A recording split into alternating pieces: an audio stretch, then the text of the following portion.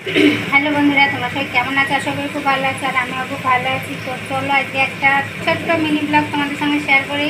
তো যেটা তোমরা দেখতেই পাচ্ছ, এখানে কড়ার মধ্যে, মানে কড়া নেই, সরি, তাওয়ার মধ্যে, লোহার তাওয়া আছে, তার মধ্যে হচ্ছে কি লাউ পাতার চিংড়ি পাতুরি করছি, ঠিক আছে। তো চিংড়ি মাছটার মধ্যে হচ্ছে সর্ষে, মানে কালো সর্ষে, সাদা সর্ষে, পোস্ত, কাজু, কাঁচা লঙ্কা সব একসঙ্গে বেটে চিংড়ি মাছটাকে ভালো করে একটু নুন হলুদ দিয়ে মেখে নিয়ে, একটু সর্ষে তেলও দিয়ে, তারপর হচ্ছে পাতাটাকে একটু গরম জলে ভাপিয়ে নিয়ে তার মধ্যে দিয়ে এইভাবে বেঁধে তাওয়ার মধ্যে দিয়ে দিয়েছি। তো চলো, এক পিঠটা হয়ে গেছে, আর পিঠটা উল্টা দেবো। দেখতেই পাচ্ছ, এটা হচ্ছে লাউ পাতার মধ্যে আছে। হ্যাঁ, আমি কলা পাতা পাইনি, তাই লাউ পাতা ছিল, তো সেই জন্য লাউ পাতার মধ্যে করছি। তাওয়ার মধ্যে একটু তেল দিয়ে নিয়েছি, নাহলে পাতাগুলো পুড়ে গেলে বেশি পোড়া গন্ধ আছে না, ভালো লাগবে না। তো দেখো,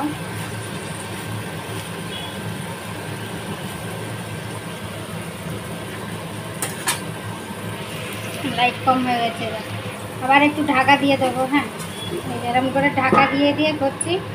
তো চলো, সঙ্গে থাকো, দেখতে থাকো। আর এদিকে হচ্ছে আমার মাছের ঝোল বেগুন দিয়ে, লাইটটা কোনো কম হয়ে গেছে। এই যে শোল মাছ দিয়ে দেবো।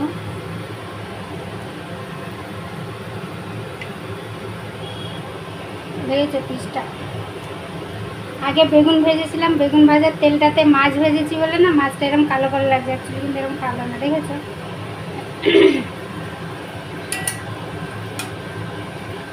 তো ঝোলে দেওয়ার পরে কিন্তু কালার কিন্তু চেঞ্জ হয়ে যাবে, ঠিক আছে, যখন ফুটবে। চলো, মাছের ঝোলটাকেও ঢেকে দিই। এখানে দেখো, শোল মাছের না ডিম ছিল, তো ডিমটাকে আমি ভেজে নিয়ে দেখো হাত দিয়ে এরকম করে পুরো করে নিচ্ছি।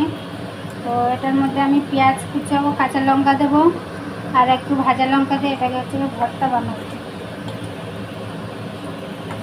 ঠিক আছে? এই হচ্ছে আজকে রান্না। তো কেমন লাগলো তোমরা অবশ্যই কমেন্ট করে জানিও। ভালো লাগলে লাইক কমেন্ট শেয়ার করো, সাবস্ক্রাইব করো, পাশে দেখো, সঙ্গে দেখো। তো চলো, টাটা, বাই বাই।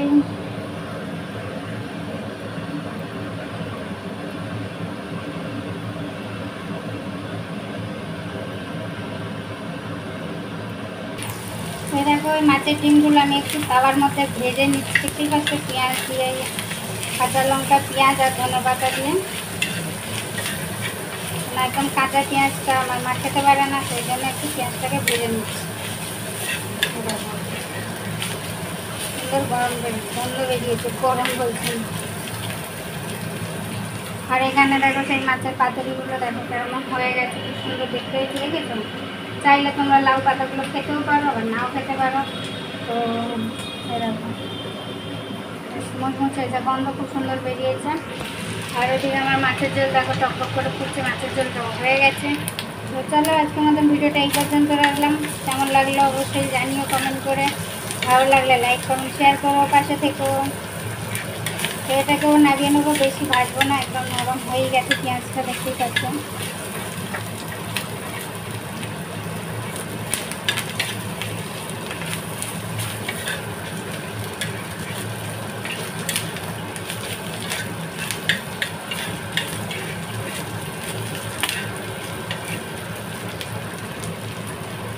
গ্যাসটা বন্ধ করে দিয়েছি। তো চলো।